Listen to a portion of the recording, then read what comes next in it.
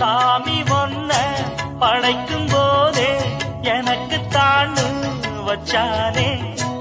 கூப்பிடாம கூட வாரே கலங்கிடாதே மச்சானே.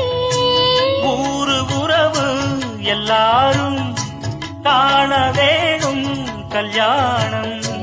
மாலையில் நடக்கணும் இளையராஜா கச்சேரி. அடிச்சேன் காதல் பரிசு குடிச்ச ஆளும் பெருசு.